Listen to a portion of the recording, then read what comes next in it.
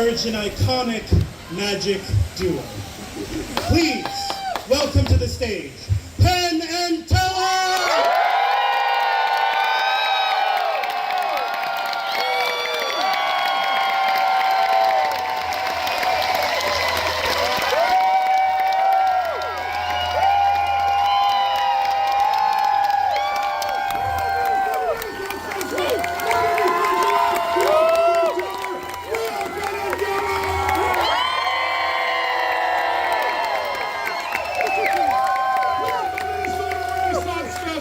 You've seen all kinds of magic here. You've seen closer magic, card magic, coin magic, parlor magic, comedy magic, mentalism, and illusions. But we're the only ones in 50 years who have ever done God-given miracles. Paul was blessed with the ability to mend polyester with his mind. Now you're all about to have a Damascus experience. You're all about to witness the burning bush. We need one person, a disciple, to become an apostle right up here on stage. We're not looking for someone to change their religion. We're not going to create an apostate. We're looking for someone who's still theologically searching. We need tabula rasa. We need a child. Is there a real problem like 10-year-old child? Yeah, you're in the pink. How old are you? 11? I'm going to go live by you. Come up there, come on. Come on, move.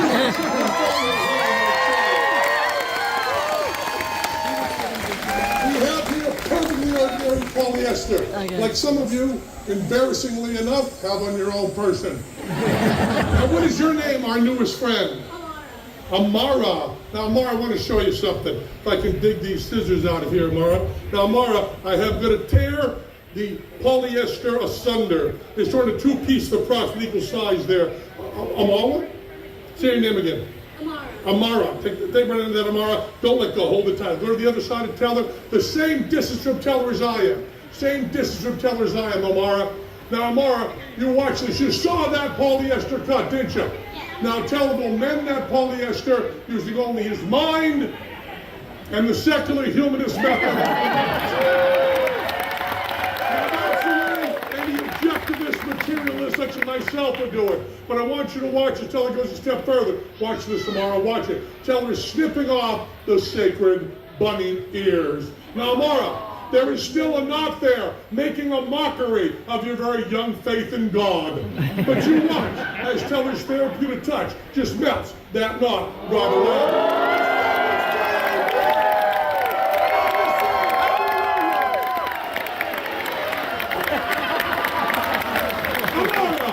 Can I get a witness? Since you were right up here, breathing down the neck of the new Messiah, as it were, that seemed to you to be a miracle or a magic trick?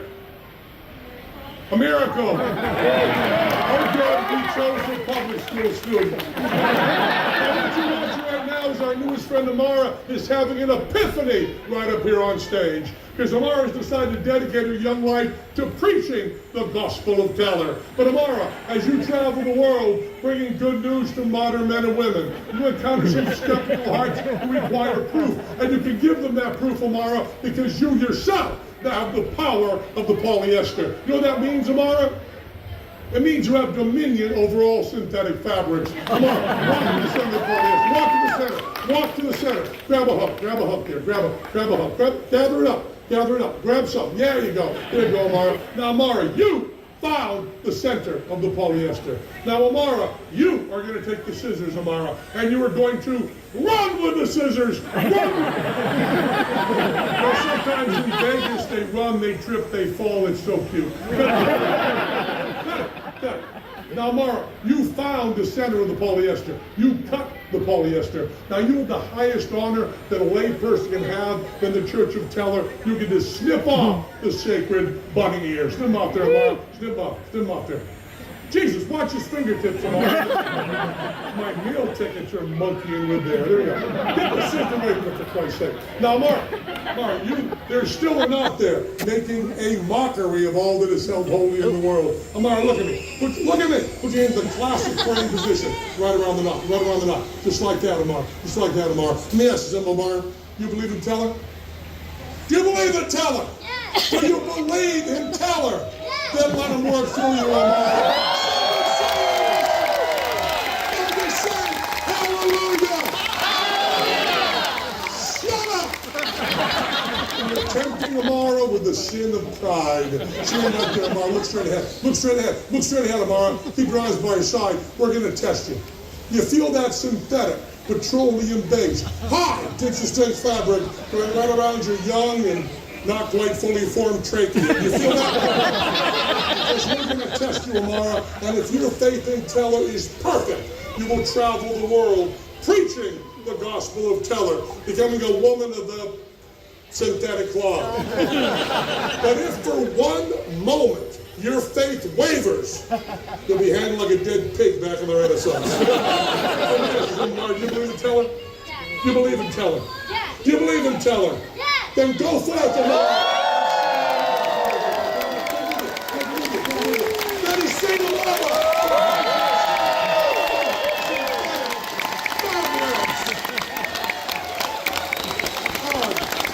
Jesus Christ! We are so goddamn happy to be here.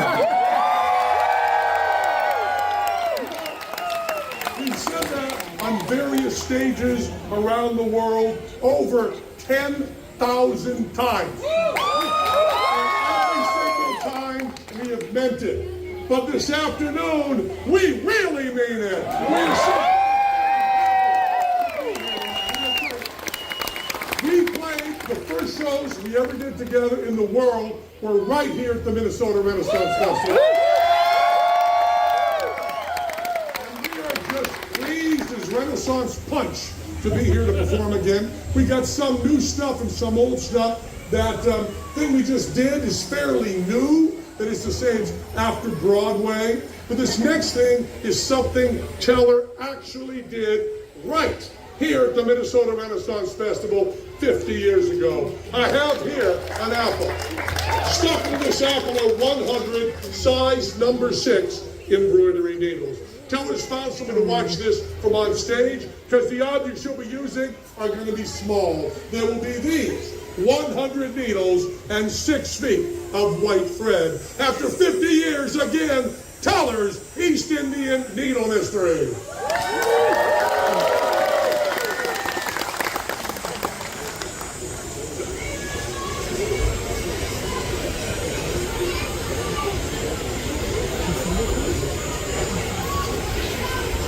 It's sharp.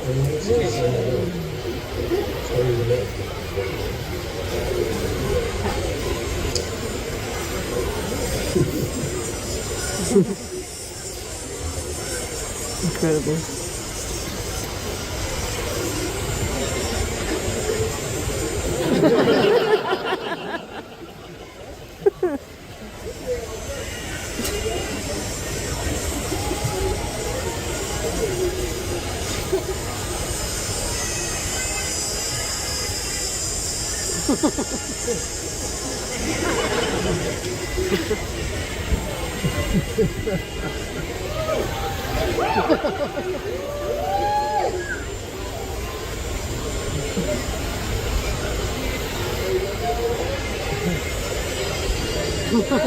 Oh, oh my.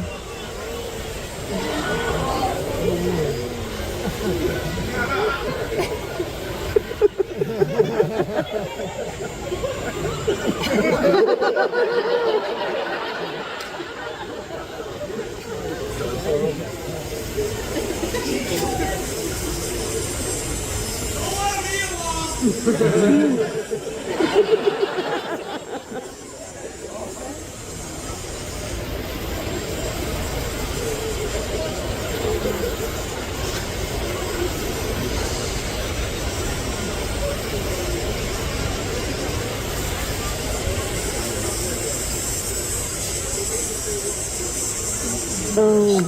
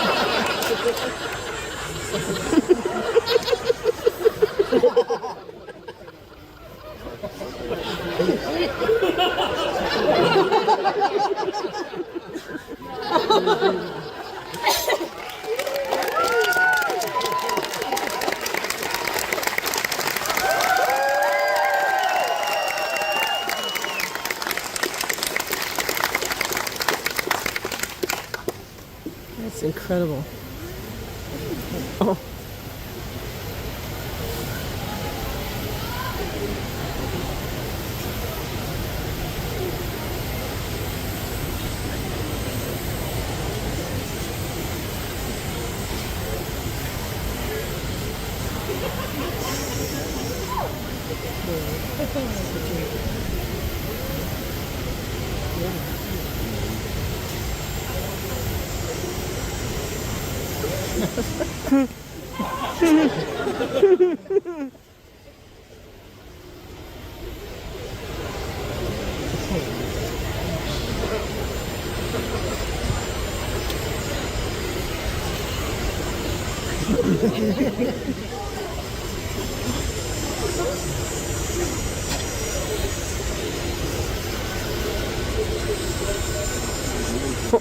Oh.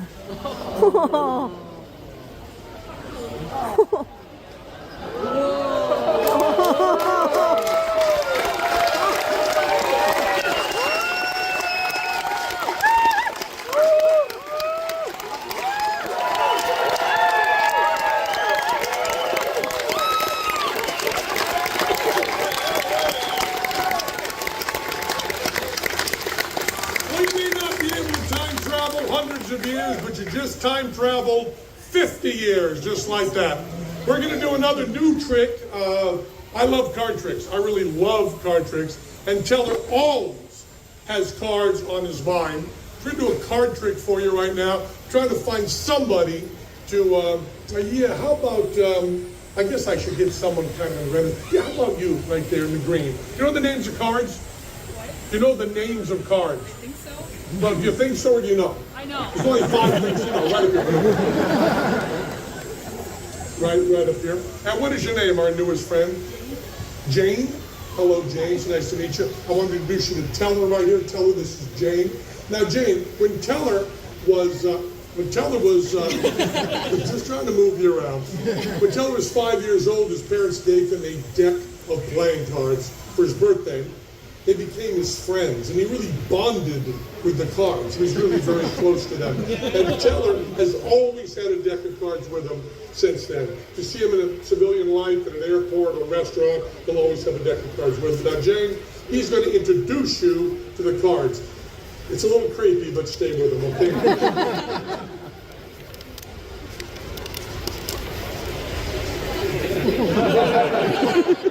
Now, Jane, if Teller were to have you pick a card like that, you wouldn't believe it was a free choice, because Teller's been doing card tricks longer than you've been alive.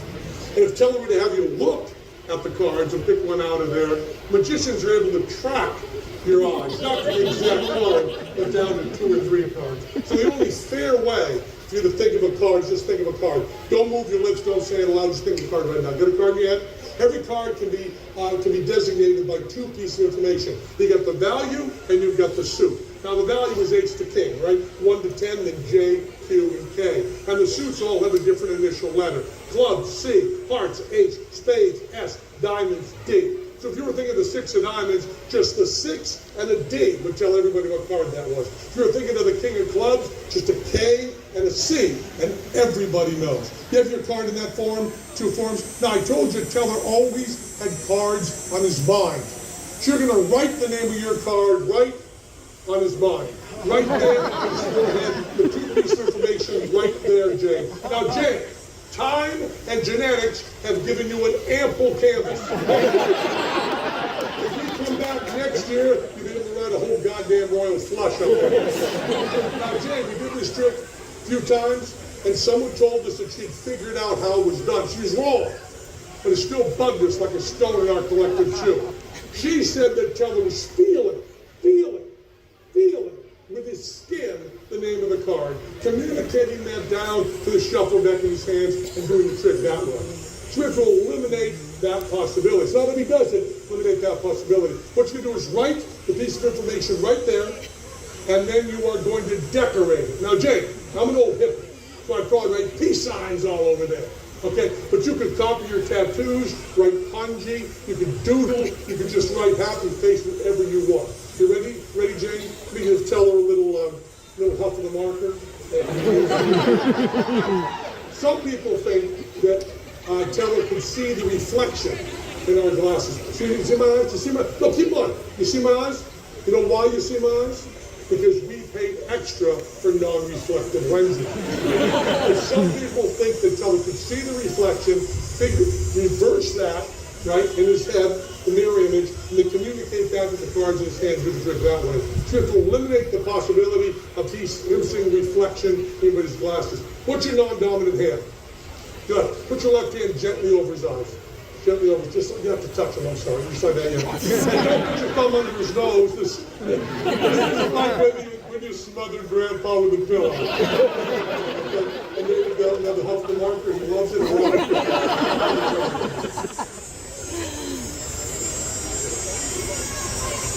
That's good. Now how you go crazy, decorate. Go decorate, yeah, decorate.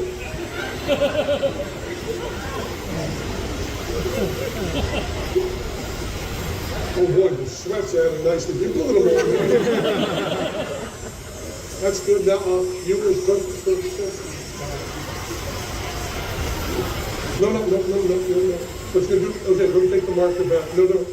That's good. That's good. Now, you keep your hand there. Keep your hand there. That's good. Very good. Right there. No. See, now Teller, before the show, did something very, very special. In the Renaissance pouch that he has right here, he has another deck of cards. Now you wrote there, Ace of Diamonds. Ace of Diamonds you wrote there, right? When he had the deck in his hand. You didn't pick a card, you didn't point to a card, you didn't look at a card, you just thought of a card. And Teller put his deck of cards in his pocket beforehand in his Renaissance pouch. There's one card facing a different way. Reach in there and take that yourself, will you please? And that is the Ace.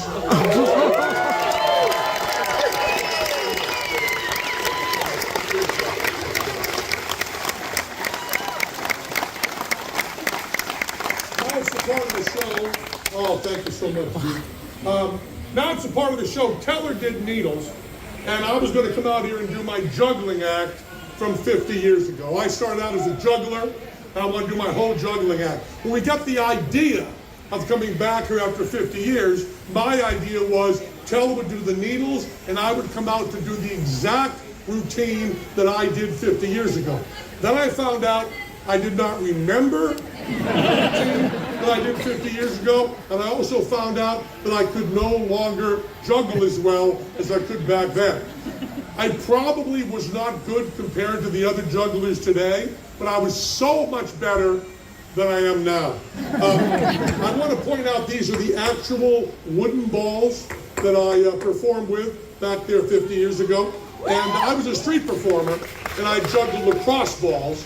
But when Jeff Siegel brought me out here, he said it was Renaissance Festival, so I said, well, I better get some wooden balls carved. So these were carved. So these are the actual wooden balls that I use. And then I want to point this out. It might be what I'm most proud of today is that these are the same pants I wore.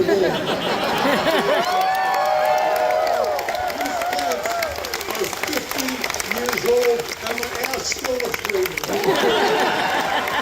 Now I had a whole routine that I used to do, and my whole idea as a juggler was I wouldn't really do amazing tricks. I would just talk about what I was doing and do a lot of jokes. Sadly, I've forgotten almost all those jokes. And then my big finish, Nick, my big finish was, thank you, Nick, thank you. My big finish was I would juggle knives. Now, anybody that juggles knives nowadays, they juggle these made-for-juggling knives. They have knives that are made for juggling, and they're weighted really nicely. They're really easy to juggle if you're a good juggler. You can do all this stuff. But when I came out here 50 years ago, I just had these knives. And they're big, and they're stupid, and they're wicked heavy. Wicked heavy. And I actually did a whole routine with this. Now, these are right out of the trunk that's been closed for 45 years. I pulled them out the other day, and I was hoping that it would come back to me like, you know, riding a bicycle or walking in high heels. It would just come right back to me right away. But it didn't. So I'm not going to do the routine I originally did. I'm just going to run through it. Car, I did it backstage, right? So if I miss now, you can testify. Here we go. I used to do this thing where I would catch the sunlight on the chrome of the knife and make sure it glinted in everyone's eyes, but the knives are now as old as I am, so they can't do that. So I'm going to try to juggle. I suggest you applaud right away when I get these going, because if you wait too long, I'm afraid you'll be applauding while the knives are on the ground, and that will embarrass all of us. So here we go. I don't remember any of the jokes, any of the build-up, anything. I said, wow, was I stupid to juggle these. Also, I put ye old electrical tape on these handles, and over the 45 years, it's just sticky as a bastard. So, it'll be sticking to my hands, unpleasant. You both saw me do this backstage. You too, right? You saw me do this back. Okay, so if I miss, you have 4 people you can take their word for. Let me see. It'll be really cool if I do this. If I don't, I know you'll be kind.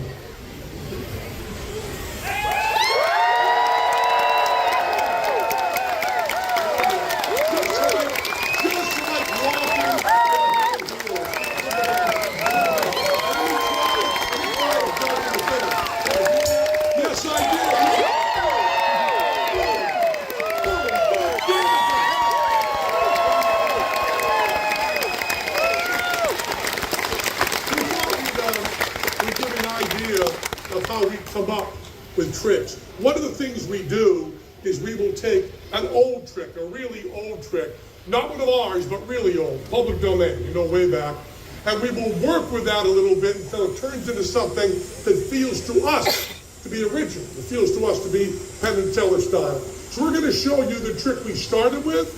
We're going to show you how to do that trick, and then we're going to show you the trick we turned it into. The trick we're going to start with is a trick called the donut on the ribbon trick. And it starts just like, stupid name, we didn't name it, sorry. You take a ribbon and you just thread a donut onto it, right? So you have the donut on the ribbon. Then you start talking about how donuts have integrity. Not just ethically and morally, but also structurally. I mean, you cannot pull that donut off that ribbon without breaking the donut or the ribbon. Then you bring a napkin over like this. Here's where you do your incantation or your magic dance or your supposed magic cause is. And then lo and behold, that donut is off the ribbon.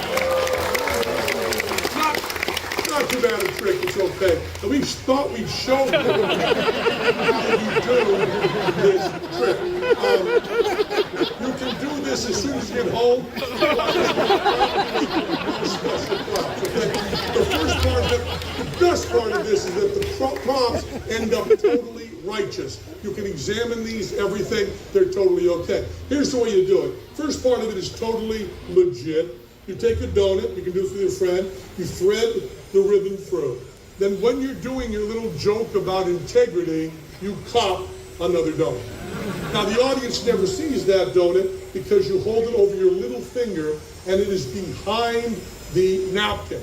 They'll never see it because you never saw it. It was there all the time. We're going to show you the next section without the napkin so you can see what Teller's doing. Nothing to it. He just rips the donut apart and then you display the other donut. You can hand this out, and while they're examining the donut and the ribbon, you just eat the evidence. So I love this trick because you're totally clean at the end. That's not common in magic. Usually the props are in some way given, and you can't hand them out. You were totally clean at the end of this trick. So we looked at this and thought, what can we do to make this a little bit different? Now, one thing we like is the props are clean at the end. The other thing is that this is the shape is very interesting, the donut shape. So we thought, what else has that shape? And the answer came back, how about an inner tube? Right? Same basic shape, also has the integrity. You cannot rip it apart without it deflating. So here's the same thing. This is Nathan Santucci dressed in Penn and Teller Renaissance shirt. So it goes right through there. Now the audience sees that's going through there. There's the integrity, goes right through. And then Teller comes out with the same napkin. And he goes over like this. Now remember, it's topologically impossible. The rope is going through the center of the inner tube. It's going through there. There's no way to get it out without breaking the rope. As you can see, the rope is totally intact. The inner tube is totally intact. And that is.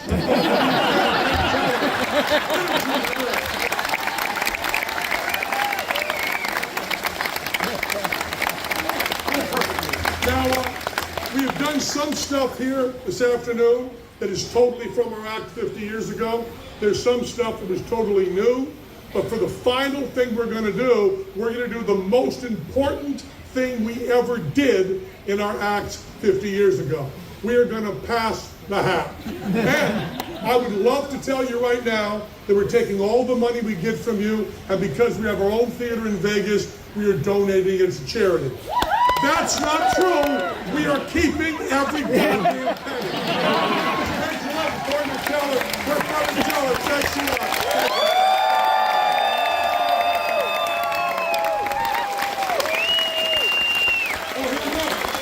I'll take the big basket. You'll be right up here for your donations.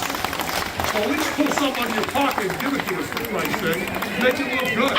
You're the first. You got no money with you? You rat.